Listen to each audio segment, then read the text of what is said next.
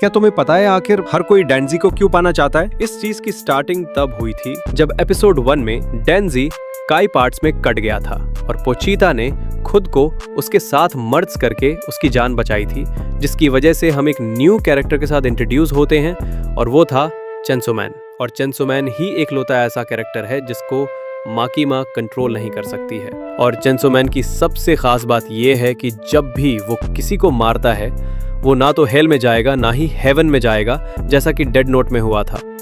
उसमें भी same condition थी, डेड नोट को यूज करने वाला ना ही हेल में जाएगा ना ही हेवन में जाएगा। और माकीमा डेंजी की पावर यूज करके एक साफ सुथरी दुनिया बनाना चाहती थी जिसमें किसी का डर ना हो और किसी की मौत ना हो।